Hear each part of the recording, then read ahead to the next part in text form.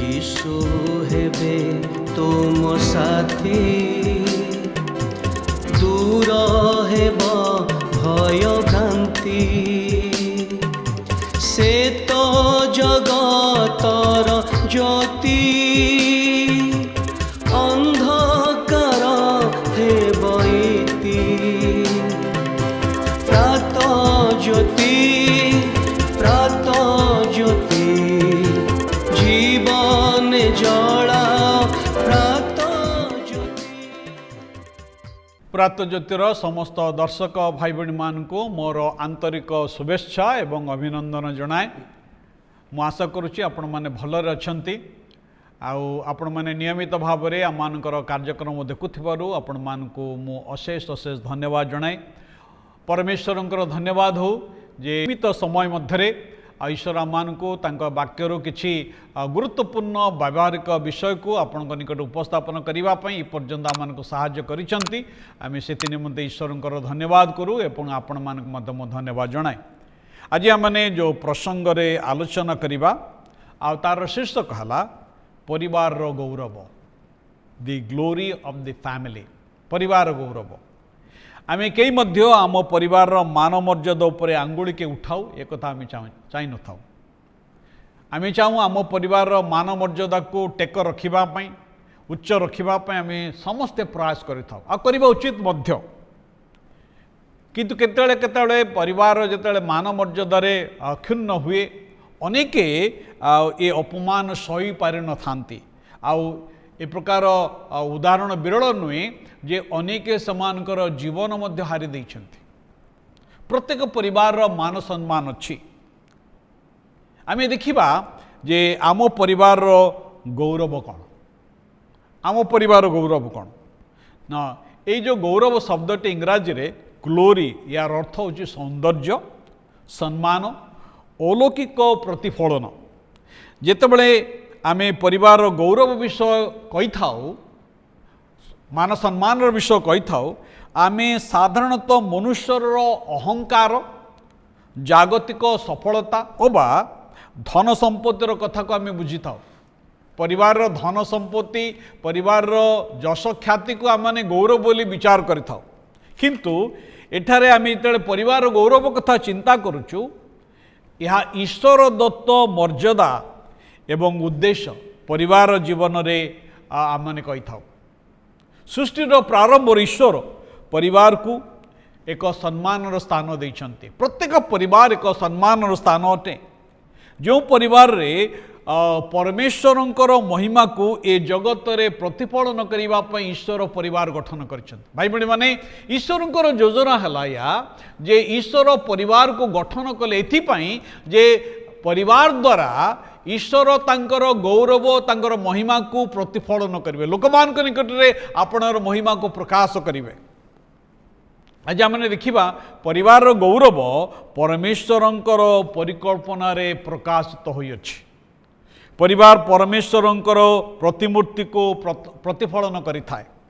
तेबे प्रतिमूर्ति कहले साधारणतः आम माने आकार को बुझी थाउ ना परमेश्वरंकर प्रकृत आकार कौन क्या जना नहीं। कारण ईश्वर वाक्य लिखा जाए ईश्वर आत्मा अटंती एवं जो मैंने उपासना करने को चाहती से मैंने आत्मा एवं सत्यतार उपासना करने उचित।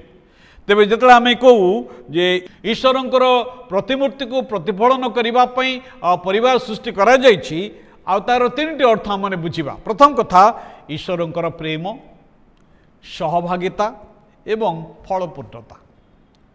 प्रेम आमे देखू प्रेम रे कौन हुए, पिता पुत्र पवित्र आत्मा जेपरी सामान्य सिद्ध सिद्ध प्रेम रे बास करती, ठीक से परी परिवार मध्य ऐश्वर्यक प्रेम को से प्रकाश करता।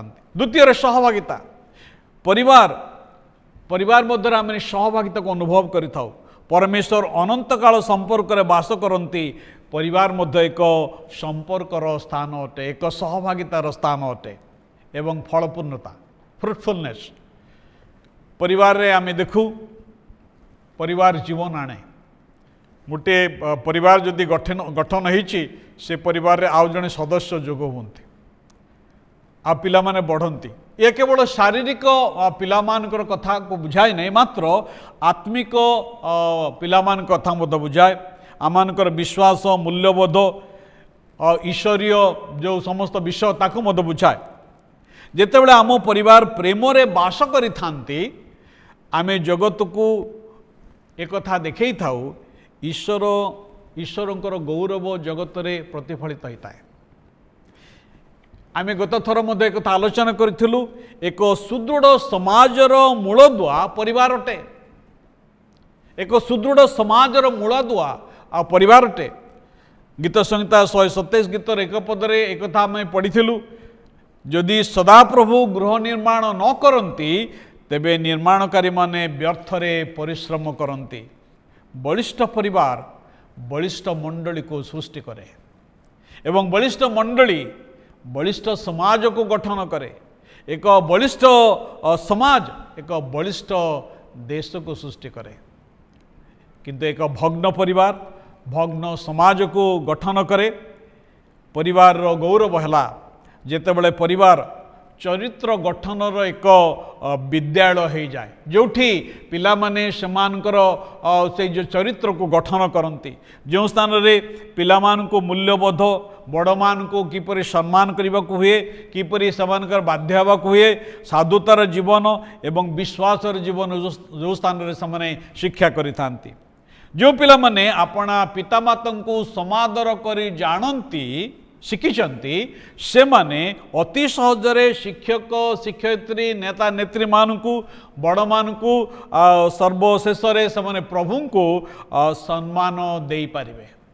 जो माने परिवार शिखी नांती से माने बाहर मध्य अन्य मान को सम्मान दे जानी पारिबे नहीं। परिवार देशर भविष्यत अटे। देशर भविष्यत को आकार दे थाए। परिवार आत्मिक एक ऐतर स्थान अच्छी। द्वितीय विवरण तार 6 अध्याय 6 एवं 7 पदरे परमेश्वर पितामाता को आदेश दियंती से कहती पुणी यही जो सकल आज्ञा मु आज तुम आज्ञा करुँची ता तुम्हें आपण हृदय रखिब आ तुम्हें आपण संतान को जत्नपूर्वक ता शिखाइब वो तुम्हें अपना गृह रे बसिबा बेले वो तुम्हें पथरे चलवा बेले वो तुम्हें शयन करिबा बेले वो तुम्हें उठिबा बेले समान संगे से विषय रे कथबार्ता करिब। परिवार आत्मिक ऐतिह्यर स्थान अटे। परिवार गौरव केवल खाइबा पीबा उत्सव पालन करवा नुई जागतिक जश ख्याति अर्जन करवा नुई मात्र यह परवर्ती पीढ़ी को आमମାନଙ୍କର विश्वास को हस्तांतर करवा। जेतेबेले परिवार भाव में एकत्र माने ईश्वर वाक्य पाठ करूँ उपासना करूँ आउ से समय आमने परमेश्वर गौरव को आमने प्रकाश करिथाउ।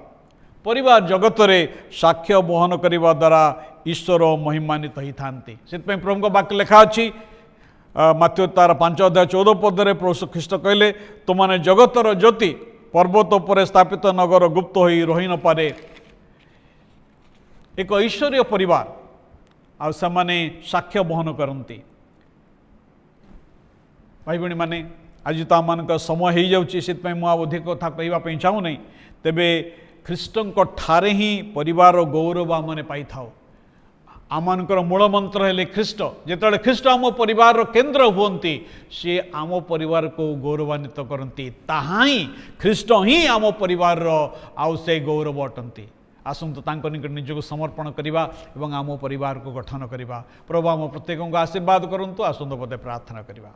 प्रभु तुम्हें आम परिवार गौरव अट तुम्हें आम परिवार को सजाड़ी दियो तुम्हें आम परिवार कर्ता हुओ एवं आमर पालक ही तुम पथरे कढ़ई नियो। ये प्रार्थना यीशु नाम उत्सर्ग करुछु आमेन। समस्त नमस्कार। ईश्वर प्रत्येक आशीर्वाद करंतु।